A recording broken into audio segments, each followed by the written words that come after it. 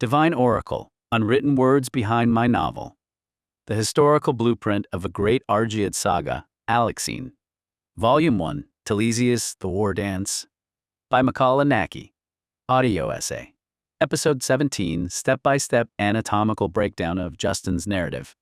Welcome back to Divine Oracle, Unwritten Words Behind My Novel. I am Makāula Nakae. As I have mentioned before on this podcast, the Roman historian Justin's narrative of Macedonian history is flatly ridiculous. Today, we are going to perform a meticulous step-by-step anatomical breakdown of Justin's script, specifically from books 7.4 to 7.6 of his Epitome of Pompeius Tragus. When you track his claims sequentially, it becomes glaringly obvious why this reads like a cheap ancient soap opera or a bizarre theatrical comedy. Justin completely ignores international treaties, ignores the epoch-shifting Battle of Leuctra, and entirely erases the complex territorial dynamics of the Upper Macedonian barons. Instead, he attributes every single monumental shift of empire to the illicit sexual desires, bedroom betrayals, and manic purges of a single family. The chronological timeline of Justin's script. Phase 1. The origin of the lustful conspiracy. The story kicks off during the reign of King Amyntas III. While the king is away on the frontiers fighting the Illyrians, Queen Eurydice allegedly enters into a criminal adulterous affair with a powerful nobleman named Ptolemy of Alouros. To keep her lover permanently secured inside the Pella Palace without raising her husband's suspicions, Eurydice forces her own daughter, Princess Eurino, to marry Ptolemy. The marriage acts as a shield to mask the affair. From there, Eurydice and her new son-in-law/lover hatch a plot to assassinate King Amyntas and seize the crown together. But here is the twist. Princess Eurino discovers her mother is sleeping with her husband and planning regicide. Out of loyalty to her father, she exposes the plot. King Amyntas catches Eurydice red-handed. Yet, looking upon their shared young children, Alexander, Perdiccas, and Philip, he grants her a fatal mercy, completely blind to the fact that his leniency will eventually doom his sons. Amyntas dies peacefully of old age shortly after, leaving the crown to his eldest son, Alexander II. Phase 2. The brief reign of Alexander II. According to Justin, King Alexander II takes the throne and immediately faces a crisis. To buy off the Illyrians, he pays a massive bribe and hands over his youngest brother, Prince Philip, as a physical hostage. Shortly after, Alexander II makes a peace treaty with the Thebans and shifts that exact same hostage Philip down to Thebes. Justin claims this 3-year exile in the house of Epaminondas is what secretly builds Philip's brilliant intellect. But with Prince Philip safely locked away in the south, Queen Eurydice and Ptolemy strike again.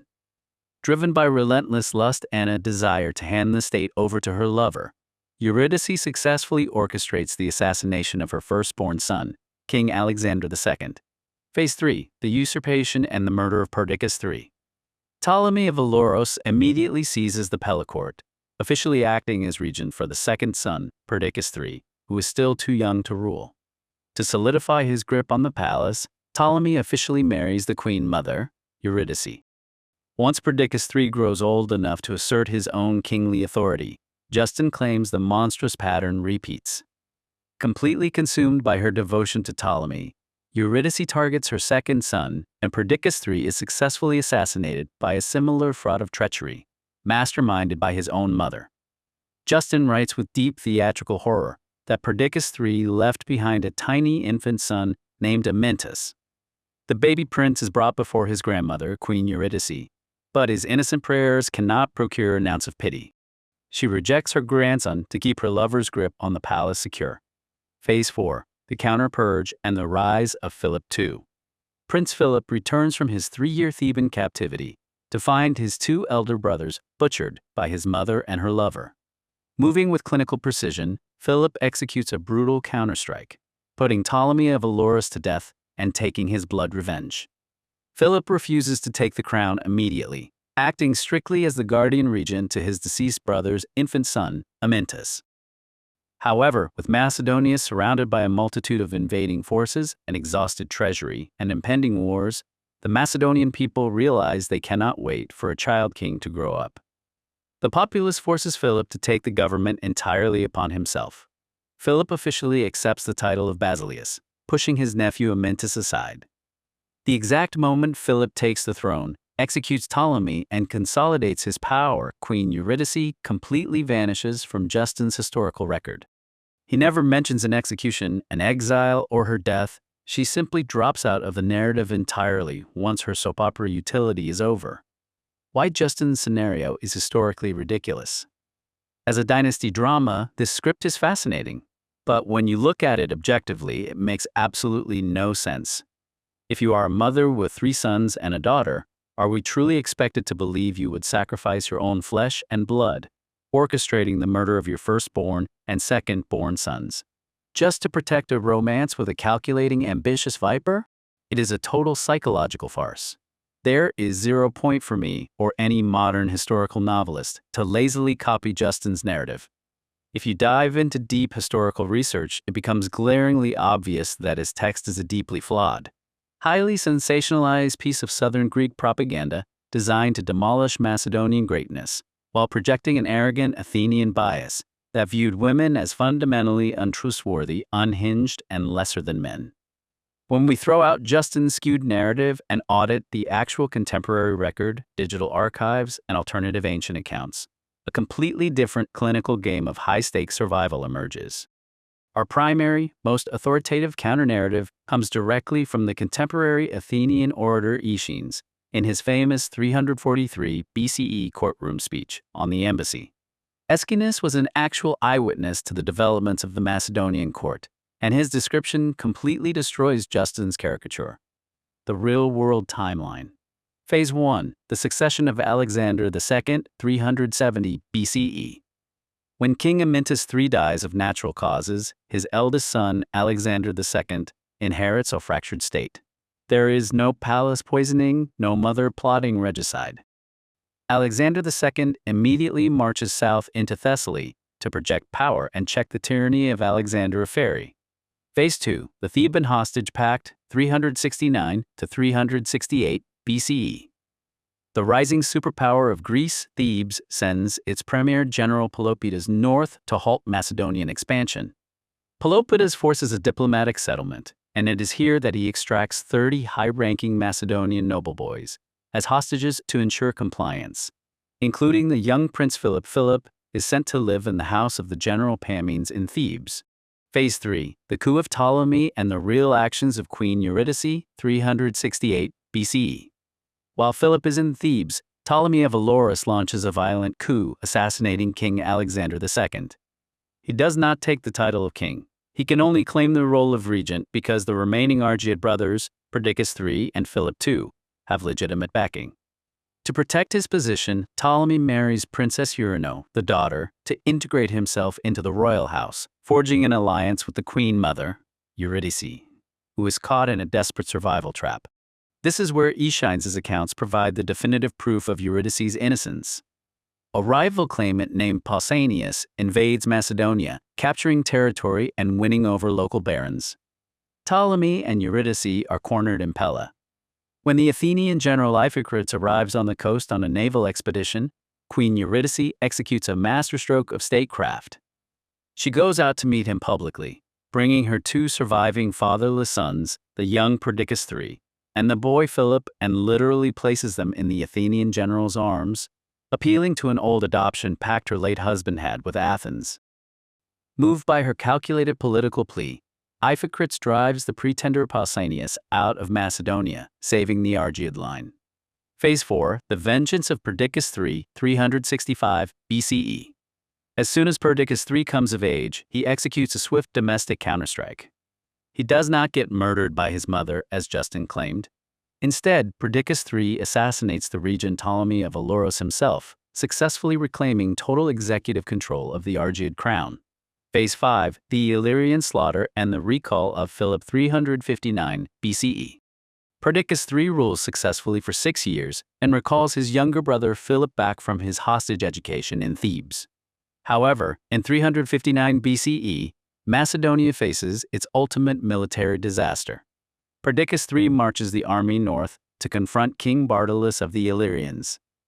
The Macedonian army is completely crushed, and Perdiccas III dies a heroic warrior's death on the battlefield alongside 4,000 of his elite troops, not in a dark palace hallway. Phase 6, the regency and accession of Philip II, 359 BCE.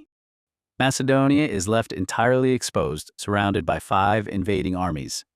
Perdiccas III leaves behind his infant son, Amyntas IV. Because the kingdom is facing immediate annihilation, the soldier assembly and the aristocracy appoint the veteran Philip to his regent to protect the infant king. Within a year, realizing a baby cannot command a vanguard, the Macedonian court formally elevates Philip II to the full title of Basileus. Philip pushes his young nephew Amyntas IV aside but crucially spares his life, raising him within the royal household. Phase 7, the true legacy of Queen Eurydice. Unlike Justin's narrative where she simply vanishes like a discarded plot device, the digital epigraphy and archaeological record reveal a magnificent, dignified end for Queen Eurydice. Archaeologists excavating the royal tombs at Aegae, Virginia, discovered stone pedestal inscriptions dedicated by Eurydice herself. The records show that she dedicated a magnificent statue to the goddess Eucleia, the goddess of good repute, to celebrate the military victories and education of her sons. She did not die in disgrace or exile. She survived deep into Philip II's reign, honored as a revered founding matriarch, who saved the dynasty from total collapse during its darkest hour. The verdict: reality versus the soap opera Eurydice's role. Justin's text frames her as an adulterous traitor who helped murder her husband and oldest son. The verified historical record reveals her as a desperate, brilliant diplomat who used international alliances to save her sons. Death of Perdiccas III. Justin's text claims he was murdered in a dark palace hallway by his mother's conspiracies. The verified historical record shows he died a heroic warrior's death on the battlefield fighting the Illyrians. Philip's rise. Justin's text asserts he murdered the regent in a personal blood feud as soon as he returned. The verified historical record establishes he was appointed legally by the state during a massive national security crisis. Fate of the Queen. Justin's text lets her disappear completely from the text because her melodrama is over. The verified historical record shows she retired to a sacred sanctuary, dedicating public monuments to her family's honor. The narrative choice for ALEXEIN is completely vindicated by the genuine archives. Justin invented a misogynistic horror story, while the true history reveals a brutal clinical game of high-stakes survival. Now let us tackle a major point of confusion that frequently disrupts this timeline. If we look strictly at the contemporary Athenian orator Aeschines in his famous 343 BCE courtroom speech, delivered 25 years after Alexander II was assassinated, a casual reader might look at the dates and make a sweeping mathematical assumption. If the Theban hostage pact occurred around 369 to 368 BCE, when Pelopidas came north to face Macedonia, and Philip did not officially take the throne until 359 BCE, it looks like Philip was in Thebes for 10 full years. Is this 10-year timeline accurate? And do any modern historians associate Philip with a 10-year captivity? Historically, it is flatly inaccurate. Philip was absolutely not in Thebes for 10 years, and Aeschines never claimed he was. The math trips people up because ancient history is a dynamic theater of shifting regencies, and Philip returned to Macedonia long before his brother Perdiccas III died. The real timeline breakdown. The mathematical gap is solved by one crucial fact. Philip did not stay in Thebes until he took the throne in 359 BCE. He was recalled to Macedonia years earlier. The exact consensus across alternative ancient sources, including Plutarch, Diodorus Siculus, and even parts of Justin's broader historical tradition, is that Philip's captivity in Thebes lasted for approximately 3 years, not 10. 368 BCE. Pelopidas takes the young Prince Philip to Thebes as a diplomatic hostage to guarantee Macedonian compliance with the southern peace terms. 365 BCE. Perdiccas III comes of age, executes the regent Ptolemy of Alouros, and successfully negotiates the release of his younger brother. Philip returns home to the Pella court. 365 to 359 BCE. Philip is physically back in Macedonia for 6 full years before he ever becomes king. During this interval, Perdiccas III trusts his brother implicitly, appointing Philip as a regional governor over a vital frontier portion of Macedonia. This crucial period allowed Philip to test, refine, and implement his early military ideas on a local scale, long before the catastrophic disaster of 359 BCE forced him onto the throne. What modern historians say. When we audit modern scholarship, prominent Macedonian historians like N.G.L. Hammond, G.T. Griffith, and Ian Worthington have spent decades breaking down these exact coordinates. There is only a minor academic debate among them, and it shifts the baseline by a single year at most. The majority view, Hammond, Griffith, Worthington, Philip was in Thebes strictly from 368 to 365 BCE, completing a 3-year hostage term. He was taken during the chaotic final months of Alexander II and the rise of Ptolemy, and was promptly released when Perdiccas took full executive power. The alternative view, Geyer Hatzipoulos, a small fraction of scholars argue he may have been sent slightly earlier, during Alexander II's initial Thessalian campaigns, spanning 369 to 367 BCE. The absolute consensus among credible modern historians is that a 10-year captivity is impossible. A 10-year gap would mean Philip was entirely absent from Macedonia during his late teens and early 20s, whereas the state records prove he was actively helping Perdiccas III govern and fortify the Macedonian frontier before the Illyrian invasion. For the script of ALEXEIN, we are intentionally breaking away from the classic academic 3-year window of 368 to 365 BCE.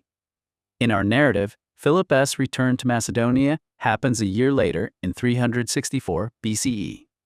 While some ancient accounts suggest his captivity lasted between 3 to 4 years, I have purposefully chosen the 4-year timeline for our storytelling. Frankly, if you are immersed in the tactical and philosophical universe of Thebes at its absolute peak, staying that extra year makes profound narrative and psychological sense. This specific chronological shift serves as the exact horizon where the future of the ALEXEIN narrative will begin to unfold. Volume 2, Sacred Band, will immerse us in the high-stakes theater of 367 BCE. Volume 3, Golden Gate, moves the vanguard into 366 BCE. Volume 4, Promethea, zeroes in on 365 BCE, leading directly into Volume 5, Grand Azure Vision, which focuses on that pivotal year of 364 BCE. When we look strictly at the surviving classical texts, Philip's foundational years in Thebes represent a near-total blackout. The archives are quiet. Nobody truly knows the day-to-day reality of his exile or the exact month his sandals crossed back over the Macedonian border. By anchoring his return in 364 BCE, our narrative structural layout gains a powerful, cohesive logic. I have already fully mapped out and written this journey all the way through these upcoming volumes, so stay tuned for how this hidden history comes to life. Tune in for our next daily drop tomorrow as we continue to dissect the bloodlines of antiquity. ALEXEIN, a great Argead saga. Volume 1, Telesias, the War Dance. Unearth, the ultimate historical drama. We are releasing a brand new episode every single day until the epic conclusion of Volume 1. Each chapter delivers a tight, hyper-focused 15 to 30-minute hit of cinematic historical drama, the perfect daily plunge into the ancient world. Watch the cinematic video trailer. Listen to the full saga now. Bookmark Volume 1, Telesias Playlist, Volume 2, Sacred Band, and bookmark Volume 1, Divine Oracle Playlist. Subscribe to follow the rise of the Argead dynasty. Thumbs up to help push our vanguard through the algorithm's gauntlet. Comment below. Was Ptolemy of Eloros's choice to assassinate King Alexander II publicly during the Sacred Telesias War dance an act of absolute political necessity to instantly freeze any loyalist counterstrike? Or was it a fatal sacrilegious mistake that permanently doomed his regency from day one? Let me know your structural breakdowns in the comments below.